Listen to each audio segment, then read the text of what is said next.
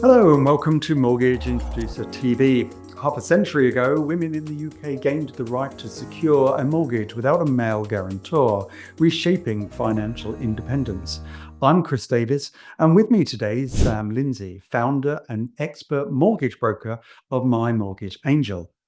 Michelle Nizarol, CEO, Bespoke Property Investment, and Sarah Tucker, founder and CEO of The Mortgage Mum. A warm welcome. Hello. Hi, Chris. Hi, Chris. Reflecting on the milestone, 50 years ago, women gained the right to obtain a mortgage independently. How far do you think the industry has come in addressing gender equality since then? And what milestones stand out for you in this journey?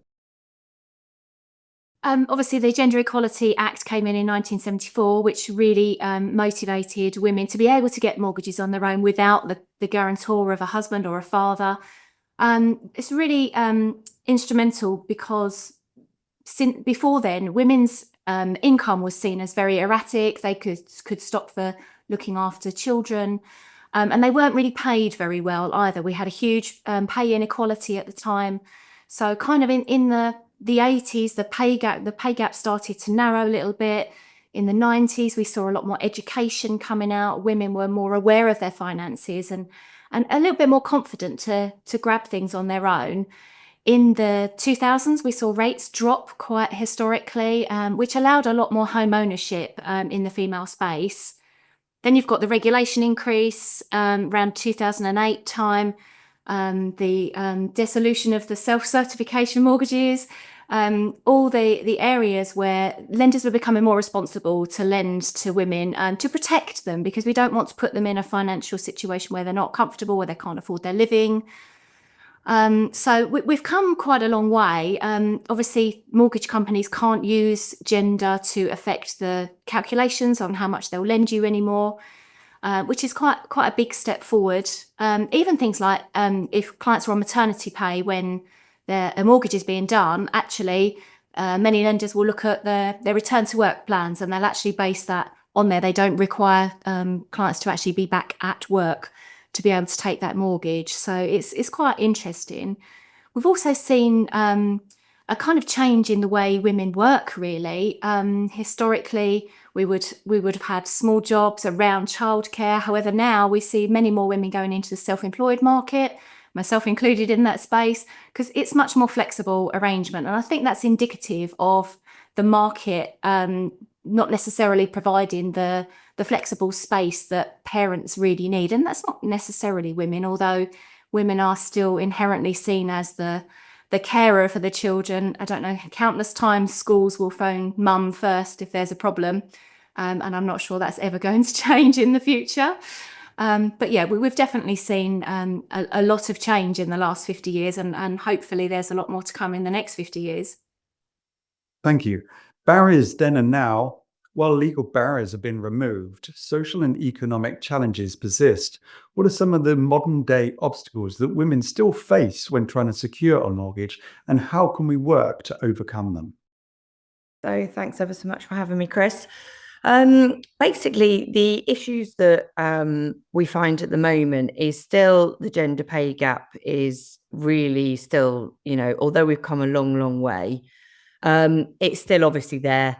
So, we do have to work, employers do have to work at obviously bridging that gap to allow women to obviously, there is actually more single female homeowners than there are male single homeowners at the moment. So that is a huge positive for, what we're all fighting against here.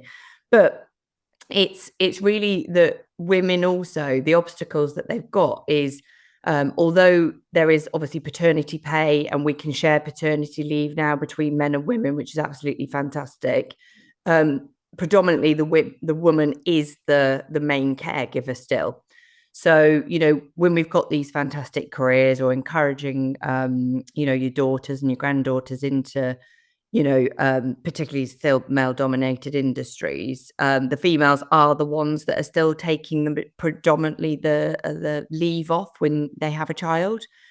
And that is obviously that's still a massive hurdle that women have still got to overcome when it comes to getting mortgages. So I think where we obviously need to encourage work with the government to help with better childcare, in my opinion, still, and also work with employers to really, again, help with, the gender pay gap, and also, again, with the leave. So, yeah, still a lot of hurdles to overcome, but we are making progress since the 1970s, which is good. The role of female brokers. As women in the mortgage industry, how do you view your role in supporting female clients in addressing their unique challenges? Have you noticed trends or shifts in how women approach home ownership over the years? I think it's really appropriate that I answer this question because I set up a business specifically for this reason and to address this challenge in the mortgage industry. One being that it was still very male dominated, but two is that the working patterns that we saw at that time, this was in 2018 before COVID enabled more flexible working to be more common, is that women had to work in a certain way in certain hours to actually be accepted into the industry. And it was very rare to find the right setting. We talked there about the gender pay gap, and that's still very real to this day. But also it does have a domino effect, because if women are going to have maternity leave, and although the rights are there that the man can take that leave, in a household where most households do need two thriving incomes to survive, especially with the cost of childcare, actually the sensible thing to do is to pick the higher income to keep going and to keep that stability in a household, which means those historic concerns still exist in today's world, even with that gender pay gap being addressed and being, more talked about, and shining a light on it. So I think our role is to bring more women into the space, because we understand women can communicate with women in a very different way. And that's not to say anything against men, but the way that women receive information as a general rule is they like to have detail. They like to have timescales met. They like to have speed and efficiency.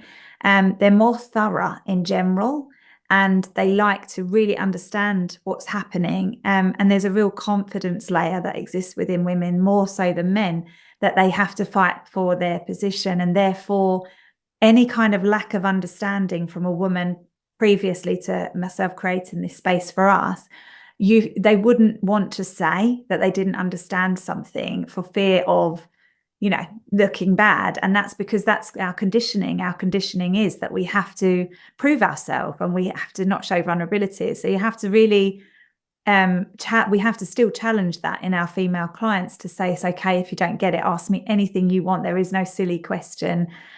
Because it was the male role. And I still meet so many wives that say, oh, my husband deals with all of that. My head's in the clouds. I don't deal with it. And I say, you should understand it, because there's no reason why you shouldn't know, even if you do want him to deal with it. So it's really challenging that. And female brokers can challenge that in a way that might feel more accessible for those female clients who are still being held back by confidence or by the dynamics in their household, or just by archaic narrative, which says the man does this and the woman does this, and who am I to change it? So I think we have to keep showing women that they should hold the confidence to have these conversations.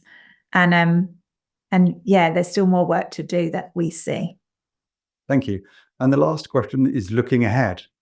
Looking towards the next 50 years, what challenges or innovations do you think will help ensure women continue to thrive as independent homeowners? And how can the industry as a whole support that progress? So I do think that AI is going to, there's still a place for all of us as mortgage brokers. I don't think we have to worry about that. However, I do think AI is going to take over a lot of the processing and underwriting. And I do think that that is going to be a real positive thing, because I do think that it will take out a lot of the gender bias that potentially goes on when cases are processed and underwritten, potentially disadvantaging a female, over a male applicant. And also, I think what needs to be addressed is obviously lenders taking a better view on, let's just say a female goes for a mortgage and, they've had a 2 or 3 year career break, but we can prove, history of them being self-employed for a long, long time, but they've taken time off to have their children. Why should they be disadvantaged? So I do think that, that's the way the industry should be going. I think we also need to be talking about first-time buyers are potentially looking to buy later in life. We certainly work with a lot of divorcees who are coming into property ownership a little bit later in life. Not necessarily the right kind of property is available, so we should be thinking about the kind of properties that we are building with the space that we've got. And maybe looking at mortgage terms and products that are available. We know as a race, females like more certainty. So we see a lot of people preferring the longer terms for that stability. I think there's some work that can be done in that space. I think as an industry, we need to heavily promote education. And whilst that isn't always a fee earner, an immediate fee earner, it's really important that we start to educate en masse, starting with our children, but it has to extend to our parents and the women who are holding the children through these conversations. A lot of the time when I talk about financial education for children, which obviously is a completely different topic, the parents and particularly the mothers and the women say, well, I don't even know this stuff. I wish I knew this stuff. So I think we have a duty to educate and to educate on the knowledge that we hold on our mortgage products, on what products are available, and particularly, like Sam said, there's a lot more single parent mortgage challenges for women. Often it's those that struggle on the other side of a divorce situation, and there aren't any schemes out there really that support that specific circumstance that's going to empower a woman to build confidence, build wealth when her life setting has completely shifted and altered. So it'd be great to see some products like that being thought about and packaged in a way that feels more accessible. But in general, I think women need to still be educated and be empowered to make great financial decisions and to know that they're not going to be penalised for things that they may assume that they would still be penalised for. An absolute pleasure. Thank you for speaking with me, and thank you for watching Mortgage Introducer TV.